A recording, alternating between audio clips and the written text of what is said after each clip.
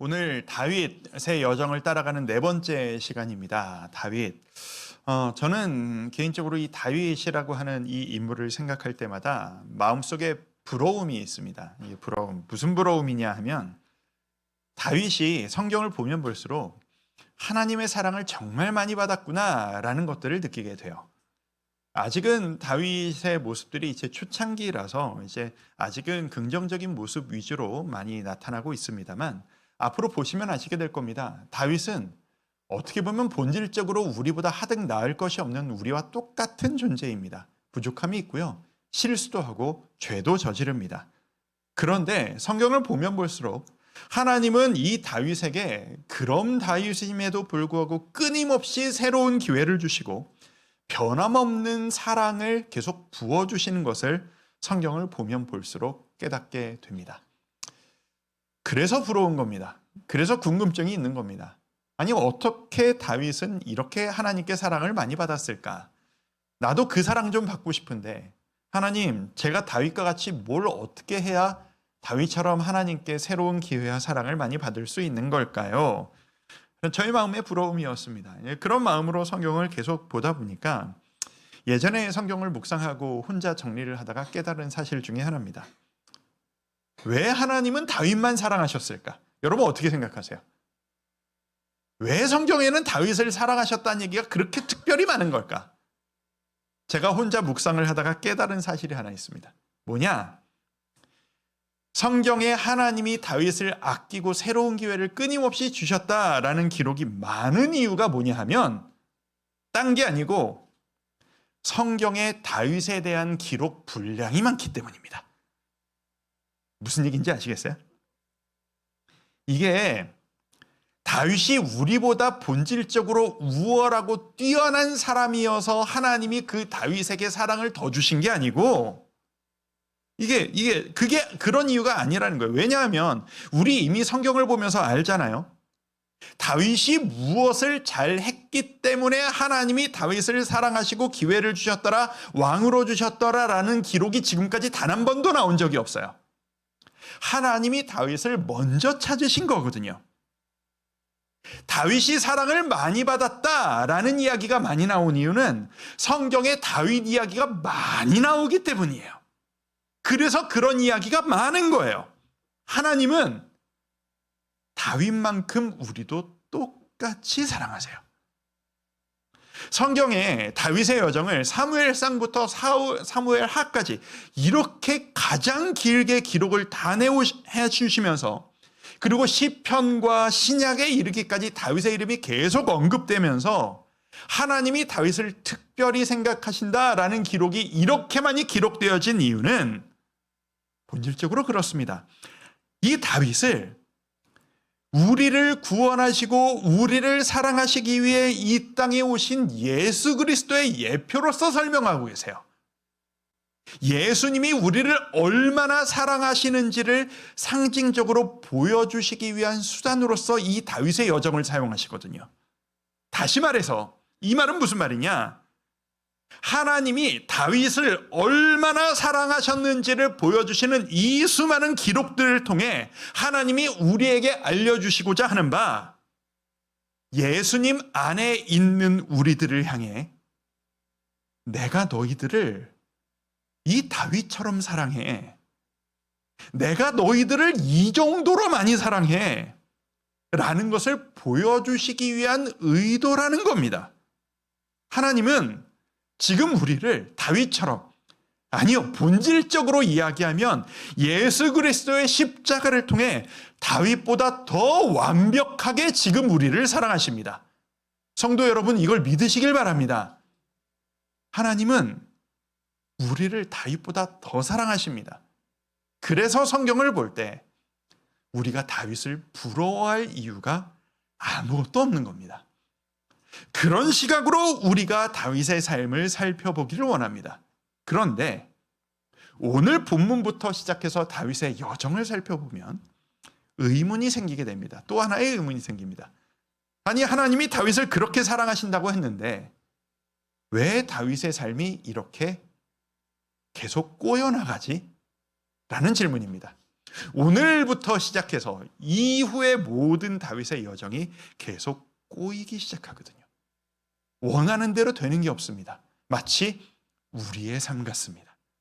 자, 우리의 삶 같은 마음으로 우리 다윗의 오늘 18장에 기록되어진 다윗의 여정을 한번 살펴보기 원합니다. 자, 다윗이 우리 지금까지 무슨 내용을 봤냐 하면 다윗이 골리앗을 쓰러뜨리는 내용을 봤습니다. 그리고 그 이후에 이어지는 이야기입니다.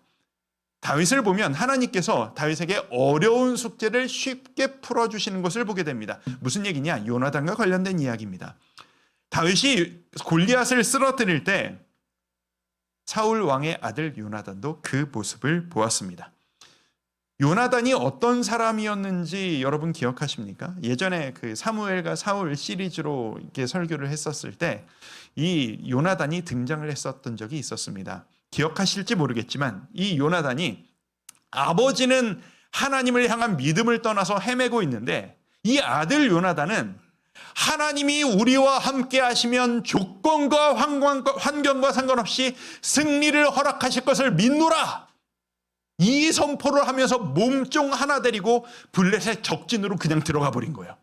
그래서 난리를 치고 종횡무진하다가 돌아오는 그런 사건이 있었습니다. 그런 사건을 보면서 우리는 이 요나단이 어떤 성격을 가진 캐릭터인지를 유추할 수 있습니다. 요나단이 어떤 사람이었을 것 같으냐? 이게 맞다라고 하면 그냥 직진인 겁니다. 인생이. 사소한 계산하지 않고 내 감정이 어떠냐 따지지 않고 하나님이 이걸 원하셔. 이게 맞아.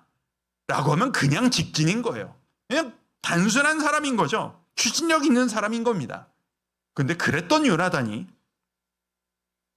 하나님이 선택한 왕이 될 사람이 다윗이라는 것을 알게 되었던 겁니다. 자, 증거를 보여드릴게요. 3절, 4절을 같이 한번 읽어보도록 하겠습니다. 3절 읽습니다. 시작. 요나단은 다윗을 자기 생명같이 사랑하여 더불어 언약을 맺었으며 4절. 요나단이 자기가 입었던 겉옷을 벗어 다윗에게 주었고 자기의 군복과 칼과 활과 띠도 그리하였더라. 저 말씀을 한번 보세요. 요나단이 다윗을 갑자기 사랑한다는 이야기가 튀어나옵니다. 요나단이 다윗을 왜 사랑했을까요? 나 친구가 없었는데 친구감이 생겼구나. 나이가 비슷하구나. 통하는 게 있구나. 그래서 사랑했을까요? 그 실마리를 4절에서 보여주는 겁니다. 요나단이 다윗에게 뭘 줬다고요? 자기의 겉옷을 줬다라고 이야기합니다.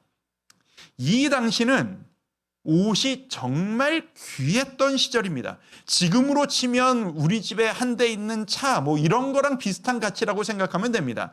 평민들에게는 내가 입은 옷 한 벌이 내 재산의 전부였던 그런 시절입니다. 게다가 왕자의 옷이라는 것은 특별한 의미가 있는 겁니다. 이건 왕이 계승자를 상징하는 왕실의 예복을 다윗에게 줬다라는 이야기입니다. 이게 무슨 뜻이에요? 요나단이 도대체 이걸 어떻게 알게 된 건지는 기록이 안 돼 있으니까 몰라요. 사무엘이 귀띔을 해준 건지 어떤 건지 우리는 알 수 없어요. 그런데 요나단이 무슨 이유인지 모르겠지만 우리 아버지의 뒤를 이어서 왕이 될 존재는 내가 아니라 저 다윗이라는 것을 알아버린 겁니다. 알아버렸으면 하나님이 그걸 원하신다면 직진인 거예요. 네가 하나님이 세우신 왕이로구나. 하나님이 너를 선택하셨다면 나도 너를 사랑하고 내가 너를 인정하고 내가 너를 돕겠다 라는 의미로 옷을 건네주는 거예요. 자, 생각을 해보세요. 지금 다윗이 왕이 되기 위해서 인간사로 생각해 본다면 다윗이 왕이 되기 위해서 가장 큰 방해가 될 수 있는 걸림돌이 될 존재가 누구겠습니까? 요나단입니다. 네가 왕이 되겠다고 내가 왕이 될 거야 라고 걸림돌이 될 수 있는 가장 큰 인간적 존재가 요나단입니다. 그런데 이 다윗 왕되기 프로젝트의 가장 어려운 난관을 하나님이 어이없을 정도로 너무 쉽게 한 방에 풀어버리셨어요. 하나님은 이렇게 도와주시는구나, 인생 이렇게 풀리는구나 라고 기대했겠죠? 근데 그렇지가 않습니다. 우리 인생도 생각해 보면 그렇지 않습니까? 하나님께서 우리를 도와주실 때 기대도 못할 너무 큰 일은 너무 쉽게 도와주시고 확연하게 보여주시는데, 너무 당연하게 되어져야 될 일들은 너무 안 도와주시고 꼬이는 경우를 우리는 얼마나 많이 경험합니까? 그게 그 다음 다윗의 여정입니다. 아들 요나단은 다윗을 인정하는데 사울 왕은 다윗을 질투하고 괴롭히기 시작합니다. 자막 올려주셔도 됩니다. 다윗의 삶이 본격적으로 꼬여나가기 시작합니다. 자, 다윗은 지금 골리앗과 싸우러 나가겠다고 했을 때부터 약속을 받은 상태였습니다. 무슨 약속이요? 큰 상을 주마. 네가 원하는 것 뭐든지 다 서포트해 주마. 쉬운 말로 네 미래를 보장해 주마. 라고 하는 약속이 이미 체결되어져 버린 상태입니다. 그리고 그 조건을 다윗을 이행했습니다. 그런데 그 승리를 하고 난 이후 이 약속이 이루어지지를 않습니다. 본격적으로 꼬여나가기 시작하는 거죠. 자, 여러분이 잘 아실 만한 구절입니다. 18장 7절에 보면 이런 이야기가 있어요. 여인들이 뛰놀며 노래하여 이르되 사울이 죽인 자는 천천히요 다윗은 만만이로다 한지라. 8절은 같이 한번 읽어보실까요? 시작. 사울이 그 말에 불쾌하여 심히 노하여 이르되 다윗에게는 만만을 돌리고 내게는 천천만 돌리니 그가 더 얻을 것이 나라 말고 무엇이냐 하고. 여러분 잘 아시는 장면일 겁니다. 골리앗과 싸울 당시에는 미성년이었던 다윗이 몇 년이 지나서 성년이 되었고, 성년이 되자마자 이 잘 싸우는 다윗을 사울은 지금으로 치면 이런 직책입니다. 왕 직속부대, 그러니까 궁전 소속 직속부대 특수사령관으로 임명을 한 겁니다. 그래서 왕이 나아가는 전쟁터마다 다윗을 데리고 나가서 싸움을 시키는 겁니다. 그런데 너무 역할을 잘 하는 거예요. 그래서 그 용맹함과 승리를 보고 다윗을 보는 모든 백성들이 칭송을 하는데, 내 신하를 칭송하는 모습을 보고 이 왕의 배알이 꼴리기 시작하는 겁니다. 질투가 나는 겁니다. 이게 생각해보면 내 부하가 내가 갖지 못한 능력을 가지고 있다. 나보다 더 뛰어난 능력을 가지고 있다. 그런데 그 뛰어난 부하가 나에게 충성하는 나의 신하가 된다. 얼마나 좋은 일이에요. 내가 못할 일을 부하를 통해서 해낼 수가 있으니까. 그런데 이 사울은 그렇지 못했던 모양입니다. 여러분들은 어떠세요? 저는 좋을 것 같거든요. 이거는 제가 저 같으면 이게 무슨 상황일까를 생각해 보니까 이런 겁니다. 우리 교회 교역자들이 있습니다. 저는 진심으로, 이거는 하나님 앞에서 거짓말이 아닌데, 저는 우리 부교역자들, 목사님, 전도사님들이 저보다 더 뛰어난 능력을 가진 목사, 전도사로서 성장했으면 진심으로 좋겠거든요. 이건 저의 진심이에요. 설교도 저보다 더 잘하고 사역도 저보다 더 잘했으면 좋겠어요. 그러니까 지금 이미 제가 그 나이 때보다 우리 부교역자들 훨씬 더 잘하고 있기는 해요. 그래서 저는 여러분들이 저한테 오셔서, 아니 목사님, 저는 목사님이 말씀 전해주실 때도 정말 은혜가 많이 되는데 우리 전도사님, 목사님이 설교해 주실 때 제 마음에 조금 더 큰 은혜가 있는 것 같아요. 말씀하시면 전 진짜 진심으로 기쁠 것 같아요. 제가 목사가 질투할 거라 생각하고 참지 마세요. 마음껏 얘기해 주세요. 그게 저의 기쁨이 됩니다. 근데 사울은 그렇지 못했던 것 같아요. 지금 하나님의 영이 떠나고 불안정한 상태예요. 자존감이 바닥을 치고 있습니다. 불안해요. 불안한 자들이 갖는 특징이 뭐죠? 내가 인정받지 못하면은 불편해요. 질투를 하기 시작하는 겁니다. 다윗이 지금 장관이 되었습니다. 부대장이 되었습니다. 그런데 그 장관이 된 이후에도 여전히 왕을 위해서 불안할 때마다 수금 연주를 하고 있습니다. 이게 그 당시에선 낮은 사람들이나 할 일입니다.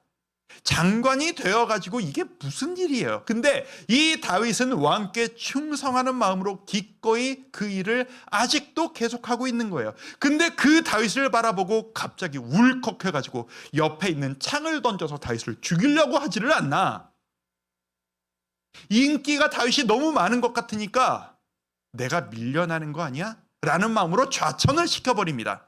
13절 말씀 같이 한번 읽어볼까요? 시작. 그러므로 사울이 그를 자기 곁에서 떠나게 하고 그를 천부장으로 삼음에 그가 백성 앞에 출입하며. 오해하시면 안 돼요. 저기 보면 천부장으로 삼음에가 승진했다라는 얘기가 아니에요. 오히려 더 낮아지고 좌천됐다는 얘기예요. 다윗은 궁궐 직속부대 사령관이었던 사람이에요. 그랬던 사람이 자기 곁에서 떠나게 왕궁에서 내쫓아서 천부장, 지금으로 치면 뭐 연대장 정도 될까요? 궁궐 안에 있던 부대장을 그 우리나라로 치면 강원도 전방부대 부대장으로 좌천을 시켜버린 거예요. 거기에서 왕궁 사람들이 아닌 백성들을 만나기 시작했다라는 겁니다. 거기에 하나 더, 골리앗과 싸울 때 약속을 또 하나 받은 게 있었죠. 왕의 딸과 결혼을 시켜주마라는 약속을 받은 상태였습니다. 그런데 사울이 질투가 나니까 딸을 주기가 싫은 거예요. 그래서 보란 듯이 자기의 큰 딸을 다른 사람에게 시집을 보내버립니다. 다윗이 보는 앞에서. 그래놓고 계략을 짭니다. 너 지금이라도 큰 딸 아니라 다른 딸이라도 내 사위가 되고 싶으면 너 나한테 일 하나 해라. 무슨 일? 너 가서 블레셋 사람들의 포피 100개를 가지고 와라. 이게 좀 민망한 설명이 될 수는 있겠는데 당시의 문화니까요. 포피가 뭐냐 하면 남자 성기의 겉 가죽을 의미합니다. 그걸 가져오란 얘기예요. 아니 대체 그걸 왜 가져오라고 그러냐? 사람은 누구나 내가 생각하는 대로 저 사람도 나한테 그러지 않을까? 라고 생각하기 마련이에요. 자기 보는 수준대로 남을 봐요. 사울 같으면 100명을 죽여서 가져와라 라고 하면은 높은 위치에 이미 다윗이 있기 때문에 수를 쓸 것 같은 거죠. 그래서 유대인들은 다 할례를 했잖아요. 포피가 없어요. 근데 블레셋 사람들은 포피가 없어요. 그래서 죽여서 뭔가를 가지고 오면 이게 유대인이냐 블레셋 사람이냐 구별할 수 있는 지표가 이 포피인 거예요. 그거 100개 가져와라 라고 시킨 거죠. 그리고 이 의미는 너 적군 가운데 들어가서 죽을 각오하고 싸워라. 그러다가 죽으면 더 좋고 라는 의미인 거예요. 그런데 다윗은 이게 핍박이잖아요. 의도가 뻔히 보이잖아요. 100개가 아니라 200개를 가져와 버립니다. 성공을 해버리는 거죠. 그러자 사울은 어쩔 수 없이 약속한 게 있으니까 다른 딸 미갈과 결혼을 시켜버리고 맙니다. 자, 지금까지 이 다윗의 상황, 여러분이 다윗이라면 이 상황을 어떻게 해석하시겠습니까? 인간적으로 보면 약속이 하나도 이루어지지 않고 있는, 기대했던 것보다 너무 다르게 가고 있는 모든 게 꼬여나가기 시작하는 상황입니다. 여기서 중요한 게 뭐냐? 그렇게 마음대로 되는 게 하나도 없는 이 다윗의 상황을 하나님은 다윗을 어떻게 평가하시느냐가 중요하겠죠. 그게 세 번째입니다. 우리 세 번째 대지 같이 한번 읽어보실까요? 시작. 꼬여가는 상황 속에서 피어난 형통. 형통이라고 표현합니다. 자, 마음대로 되는 게 아무것도 없는 이 상황을 하나님은 어떻게 평가하셨는지를 제가 같이 한번 보시죠. 5절을 보시면 다윗은 사울이 보내는 곳마다 가서, 그러니까 이런 의도로 너 싸워라, 좋은 의도도 있겠지만 질투를 해서 너 죽을 각오로 가다가 죽으면 더 좋고 이렇게 가든 그 어떤 의도로 보내지는 곳마다 가서 지혜롭게 행하매. 사울이 그를 군대장으로 삼았더니 그렇게 그 어떤 상황에도 지혜롭게 행동하는 다윗을 보는 모든 백성이 그를 합당히 여겼고 인정했고, 무슨 의도로 왕이 시키셨고 그 명령을 받은 다윗이 어떻게 하고 있는지를 뻔히 다 보고 있는 사울의 신하들도 다윗을 합당히 여겼더라. 하나 더 볼까요? 30절. 30절은 같이 한번 읽어보겠습니다. 시작. 블레셋 사람들의 방백들이 싸우러 나오면 그들이 나올 때마다 다윗이 사울의 모든 신하보다 더 지혜롭게 행하매 이에 그의 이름이 심히 귀하게 되니라. 이건 지금 좌천된 이후 전방에 있을 때 이야기죠. 부대들을 이끌고 적들과 싸우는 그 모습이 너무 지혜로워서 다윗을 보는 모든 사람들이 그의 이름이 심히 귀하게 다윗은 진짜 괜찮은 사람이라고 갈수록 더 인정하게 되더라 라는 이야기입니다.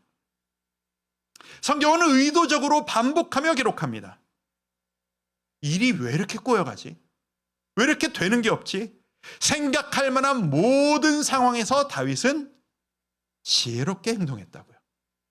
내가 일이 잘 되든 모함을 받아 좌천이 되든 왕이 약속을 어기든 나를 죽이려고 하는 속셈이 뻔히 보이든 그 모든 상황에서 다윗은 지혜롭고 성실했고 그가 손대는 모든 일이 잘 풀려나가기 시작했습니다.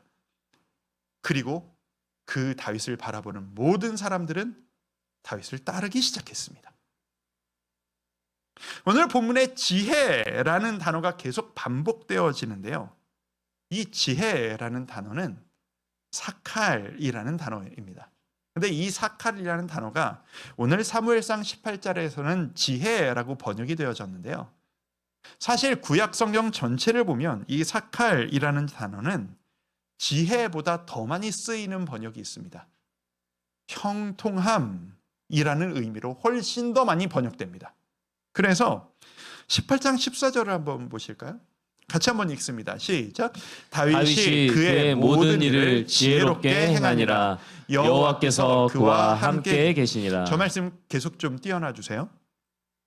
저 말씀, 다윗이 그의 모든 일을 지혜롭게 행하니라 라고 하는 저 이야기는 이스라엘 원어 기록의 의도에 따르면 다윗이 똑똑하게 일 처리를 잘하니라 보다 다윗이 하나님이 주신 은혜로 말미암아 맡은 일을 성실하게 해내며 그가 손댄 모든 것이 형통하게 되었더라 라는 이야기입니다. 우리가 잘 분별해야 돼요. 성경은 이 다윗의 지혜, 형통함을 무엇 때문에 가능했다? 다윗이 좋은 사람이어서 얻었다? 다윗이 성실한 사람이었기 때문에 너 보니까 진짜 성실하구나. 내가 너에게 은혜를 주마. 이래서 얻은 게 아닌 겁니다. 그 이유가 뭐라고요? 여호와께서 그와 함께 계시니라. 다윗이 좋은 사람이어서 하나님이 함께 하신 게 아니고 하나님이 함께 하셨기 때문에 다윗이 지혜롭고 형통할 수 있었던 겁니다. 전후 관계가 거꾸로인 겁니다. 성도 여러분, 이 말씀을 가지고 우리의 삶을 한번 생각해 보기를 원합니다. 자막 내려주셔도 됩니다. 우리 모두는 능력을 원합니다. 우리 모두는 형통을 원합니다. 우리 가족의 형통을 바라고 내 자식이 능력 있고 형통하기를 진심으로 바랍니다. 그래서 그 능력과 형통을 얻어내려고 하나님을 포기할 때가 많습니다. 아니라고 하지 마십시오. 다 보고 듣고 있지 않습니까, 제가? 여러분들이 저에게 말씀하고 계시지 않습니까? 그렇게들 많이 하고 계십니다. 저도 그렇습니다. 더 큰 능력을 얻을 수 있는 기회를 잡기 위해 그 시간을 투자하기 위해 하나님을 더 깊이 누리고 주님과 함께할 수 있는 시간을 포기합니다. 언제 다시 올지 모르는 내가 형통해질 수 있는 이 한 번의 기회를 붙잡으려고 주님께 온 마음 다해 예배할 수 있는 예배의 기회를 포기합니다. 내 자식이 뛰어난 사람, 세상에서도 부끄럽지 않고 떵떵거릴 수 있는 사람이 되기를 위해서 그렇게 될 때까지는 하나님 앞에 나와 예배하기를 포기하는 것을 눈감아 줍니다. 아니십니까? 저는 그럴 때가 너무나도 많습니다. 저는 여기에 실패할 때가, 저도 모르는 사이에, 제가 알면서 일부러 그러진 않겠죠. 저도 모르는 사이에 해놓고 내가 이거를 하나님 앞에서 최선을 선택하지 못했던 거로구나 후회할 때가 얼마나 많은지 모르겠습니다. 제가 부교역자 시절 언제 가장 많이 이것을 타협했었나를 생각해 보니까 부교역자 시절이 떠오르더라고요. 제가 분당우리교회 시절에 목사였을 때 제가 맡은 부서가 있습니다. 제가 해내야 될 사역이 있습니다. 그리고 그 사역 이전에 제가 주일마다 9시, 11시, 1시 세 부서를 감당했기 때문에 3번 설교를 해야 했었는데, 그러니까 예배를 교역자로서 7시 예배, 일부 예배를 드려야 하는 거예요. 그 당시에. 그런데 예배를 드리는 내내 마음이 콩밭에 있는 겁니다. 어디에? 내가 해야 할 일에, 내가 해야 할 설교에, 내가 이거 맡은 거 조금 더 잘해내고 싶은데, 나 이거 잘하는 목사라고 인정받고 싶은데, 교사들 앞에서, 아이들 앞에서 부끄럽고 싶지 않은데, 그래서 마음이 예배에 집중되지를 못하는 겁니다. 때로는 준비가 부족한 것 같잖아요. 예배를 포기합니다. 하나님은 다 아시니까 라고 핑계를 대면서 그 시간에 사무실에서 조금 더 열심히 일을 합니다. 끝나고 오부 예배 3부 드리면 되지 뭐. 그런데 9시, 11시, 1시 예배, 교사 회의까지 그 시간을 풀로 다 띄워놓고 제가 온전한 예배가 체력적으로 가능할까요? 불가능합니다. 예배를 날리는 겁니다. 지금 생각해 보니까 나의 형통을 위해, 나의 성공을 위해 하나님을 누릴 수 있는 최선의 기회를 포기하고 있었던 거더라고요. 성경은 거꾸로라고 이야기합니다. 네가 노력해서 얻는 형통이 아니라고요. 하나님이 함께 하셨기 때문에 다윗은 형통했던 거라고요. 네가 그 기회 잡으려고 아둥바둥할 필요 없다라고 이야기합니다. 성도 여러분, 강조하고 또 강조하고 싶습니다. 진정한 능력, 진정한 힘은, 진정한 형통은 하나님의 임재에서 옵니다. 그래서 우리가 추구해야 될 것은 무엇이냐? 이것입니다. 같이 한번 읽어보실까요? 시작. 내 상황과 상관없는 강력한 하나님의 임재. 우리가 추구해야 될 것은 결국 이것인 겁니다. 왕에게 잘 보이려는 그 한 번의 기회를 잡으려고 아둥바둥 하다가 그 기회를 놓쳤다고 안절부절할 필요가 없다라고 다윗을 통해 우리에게 말씀하시는 겁니다. 우리가 추구해야 될 건 세상에서의 줄타기, 기회를 잡아라, 언제 또 이런 기회가 올지 모른다가 아니라 우리가 추구해야 할 건 그저 하나님의 임재인 겁니다. 하나님이 주시는 은혜인 겁니다. 아버지를 누리는 하나님의 충만하심인 겁니다. 그것을 통해서만 우리의 형통함은 가능할 수 있다는 겁니다. 내가 지금 말도 안 되는 상황 가운데 있다 할지라도, 내 뜻대로 되는 게 아무것도 없는 상황이라 할지라도, 내가 이 꼬여있는 상황 가운데에서 하나님의 임재를 느낄 때 나는 그 자리에서 형통한 자가 될 수 있는 겁니다. 여러분, 이것을 믿으십니까? 이것을 누릴 수 있었으면 좋겠습니다. 이 시각으로 우리가 우리의 인생을 해석할 수 있었으면 좋겠습니다. 매주 수많은 기도 제목들을 받습니다. 여러분들의 기도 제목을 받습니다. 평균 잡아서 한 주에 한 20개 안팎의 기도 제목들을 듣고 있는 것 같습니다. 그 기도 제목들을 보다 보면 다 대부분 오늘의 표현으로 치면, 목사님 제 인생 이 다윗처럼 꼬여버렸어요 라는 이야기들 뿐입니다. 가끔씩 저한테 아니 목사님은 맨날 설교할 때마다 왜 이렇게 힘든 사람들 이야기만 하시고 좀 평안하고 성공하는 사람들 이야기도 좀 해주시지 왜 맨날 힘든 사람 고통받고 어려운 분들 이야기만 하세요. 제 입장이 돼보시면 이럴 수밖에 없어요. 우리의 삶이 그런 거예요. 여러분들의 삶이 그렇다라고 너무 계속 듣고 있는 거예요. 제 마음에 우울이 있는데 극복이 되지 않습니다, 목사님. 목사님, 지금까지 비밀로 했었는데 목사님께만 말씀드립니다. 제가 어린 시절부터 받아온 원 가정에서의 상처가 아직도 극복이 되지를 않습니다. 라고 하는 이야기. 병원에 다녀왔습니다. 진단을 받았는데 어떻게 감당해야 할지를 모르겠습니다. 눈물을 흘리시는 성도님, 가족을 이루신 분, 내 남편이, 내 아내가 나를 사랑하지 않아서 너무나도 고통스럽다. 내 목숨보다 내가 더 사랑하는 내 자식이 내 가슴을 찢어놓는다. 모두 다 다윗 같은 삶의 이야기들입니다. 원하는 되는 게 없는 삶인 겁니다. 계획한 대로 되는 게 없는 삶인 겁니다. 하지만 성도 여러분, 하나님께서는 성경을 통해 오늘 사무엘상 18장을 통해 앞으로 보게 될 다윗의 인생을 통해 하나님은 우리에게 말씀하십니다. 너만 그런 게 아니야. 다윗을 봐. 다윗이 지금 평안한 상태라고 생각하니? 네가 지금 울고 있는 되는 게 없어요. 그 상태가 지금 다윗의 상태야. 그 모든 상황에 하나님이 다윗과 함께 하셨습니다. 그래서 그런 상황임에도 불구하고 다윗은 형통한 자라고 평가받는 자가 되었습니다. 여러분들도 그러실 수 있기를 축복합니다. 여러분의 그 모든 상황에서 강력한 하나님의 임재를 체험하시기를 주님의 이름으로 축복합니다.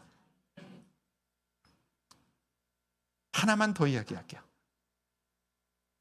지금 생각을 깊이 하고 계신 분들은 이런 질문이 떠올리시는 분들이 있으실 겁니다. 그럼 목사님, 차라리 제가 노력해서 하나님을 찾을 수 있는 거면 쉬울 것 같아요. 왜 그게 아닌 거죠? 왜냐? 아까 목사님 말씀하셨잖아요. 다윗이 잘해서 하나님이 선택하신 게 아니라고요. 다윗이 하나님을 찾은 게 아니라 하나님이 그냥 다윗을 선택하셔서 다윗이 잘 된 거라고요. 그러면 저도 하나님의 임재를 경험하려면 제가 할 수 있는 게 없지 않아요? 하나님이 저를 안 찾아오시면 제가 할 수 있는 게 도대체 뭐죠? 아주 좋은 질문입니다. 들어보세요. 구약에선 그 이야기가 맞습니다. 그런데 예수님께서 우리에게 오셨어요. 예수님께서 우리를 사랑하고 우리를 구원하시기 위해서 우리의 모습을 입고 이 땅에 오셔서 우리의 모든 죄악, 하나님께 나아가는 모든 걸림돌을 짊어지시고 십자가에 달리셔서 그 모든 걸림돌을 없애버리셨어요.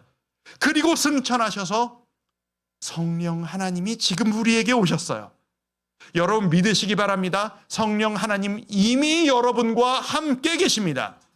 이게 우리가 다윗을 부러워할 필요가 단 하나도 없는 이유입니다. 우리가 다윗보다 나아요, 상황이. 성령 하나님은 이미 내 속에서 나와 함께 계세요. 그런데 목사님, 저는 아닌 것 같은데요. 저는 하나님이 함께 계심을 전혀 못 느끼겠는데요. 저는 형통하지 않은데요. 저는 왜 그렇죠? 이걸 해결하시려면 하나님이 오시지 않았다라는 게 아니고 내 속에 이미 계신 성령 하나님이 어떻게 일하시는지를 아셔야 하는 겁니다. 내 속에 계신 성령 하나님은 때로는 특별한 때 강권적으로 우리를 붙잡고 강제로 끌고 가실 때도 있어요. 그런 때가 없지는 않아요. 하지만 일반적으로 대체적으로는 우리를 이런 표현을 씁니다. 인격적으로 우리를 대하시는 분이라. 그게 무슨 뜻이냐면 우리를 로봇처럼 막 조종하지 않으시고 우리가 우리 마음으로 내 마음 문을 하나님 앞에 열고 하나님, 제 자아를 꺾고 주님 앞에 무릎 꿇습니다. 주님 앞에 나의 주도권을 드리고 내 삶은 내가 원하는 대로가 아니라 주님 원하시는 대로 될 때가 가장 완전합니다 라고 하면서 주님께, 하나님께 내 주도권을 완전히 넘겨드릴 때야 곧 성령 하나님이 내 인생의 주인 되실 때야 역사하시고 우리가 느낄 수 있게 됩니다. 자, 우리가 마음 문을 주님께 완전히 열고 내 주인이 되셔서 나를 이끄시는 상태, 이 상태를 우리가 뭐라고 표현하죠? 성령 충만한 상태라고 이야기합니다. 그게 바로 성령 충만입니다. 내가 얻고 싶은 게 있어서 밤새 금식하며 주여 주여 주여, 그게 성령 충만이 아니고 본질적으로 성경이 이야기하는 성령 충만은 내가 원하는 모든 것 내려놓고 주님께 마음을 열고 주 뜻대로 하옵소서. 그게 성령 충만의 시작입니다.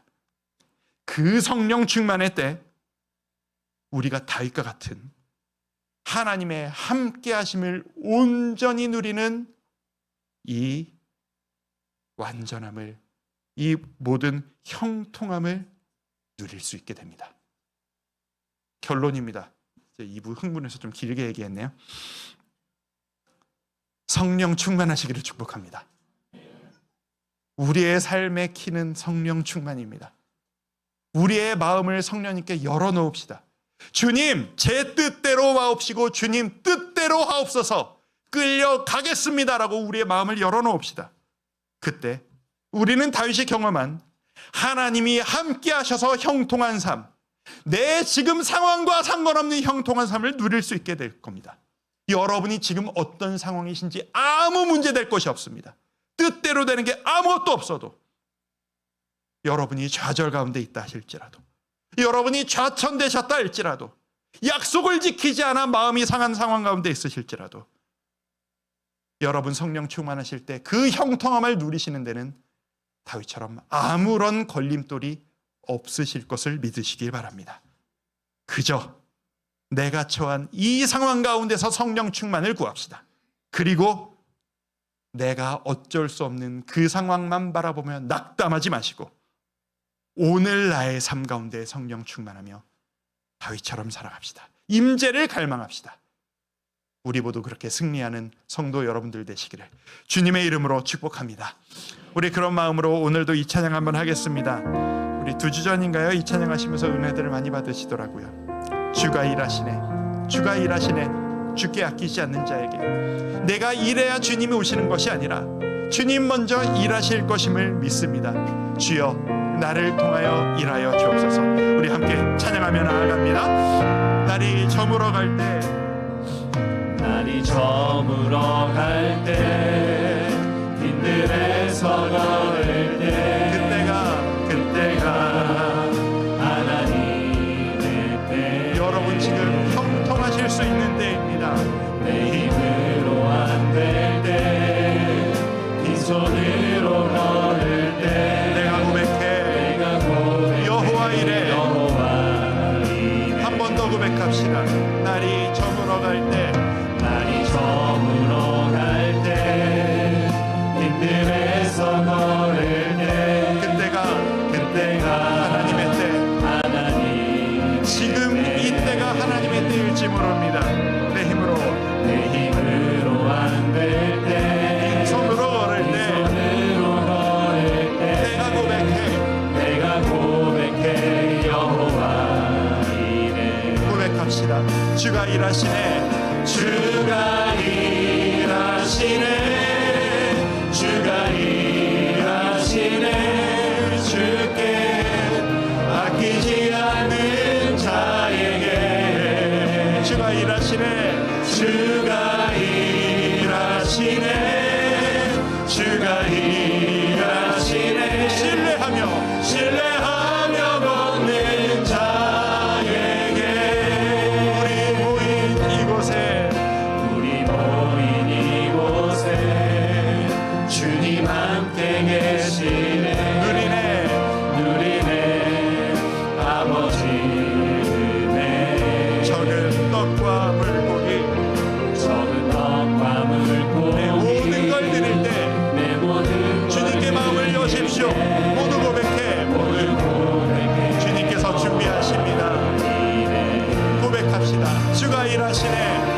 주가 일하시네 주가 일하시네 주께 아끼지 않는 자에게 주가 일하시네 주가 일하시네 주가 일하시네 신뢰하며 걷는 자에게 한 번 더 고백합시다. 주가 일하시네 주가 일하시네 주가 일하시네 주께 아끼지 않는 자에게 주가 일하시네 주가 일하시네 주가 일하시네 신뢰하며 걷는 자에게 신뢰하며 걷는 자에게 신뢰하며 걷는 자 한 번 더 신뢰하며 걷는 자에게 신뢰하며 걷는 자에게 우리 마음과 이렇게 기도합시다. 주님 성령 충만을 구합니다. 내가 처해 있는 이 상황 때문에 내가 은혜를 못 누리는 거라고 핑계를 댔었는데 그게 아니라는 것을 오늘 말씀을 통해 깨닫게 해주셨습니다. 내가 처한 지금 이 상황에도 하나님의 임재는 체험되어질 수 있습니다. 지금 이 상황에도 능력과 지혜와 형통은 가능합니다. 주여 나에게 성령 충만을 주옵소서. 나에게 형통을 허락하여 주옵소서. 함께 기도하며 나아갑니다. 기도합니다. 아버지 하나님 주님 앞에 기도합니다. 하나님 앞에 기도합니다. 내가 지금 마음이 아픈 일이 있어서 내 뜻대로 되지 않는 일이 있어서 내 계획이 무너져서 그래서 내가 하나님의 은혜를 충만하시까지 못할 수밖에 없습니다 라는 핑계대는 마음이 있었다는 내 마음을 주님 직면하게 하시고 함께 하시시오.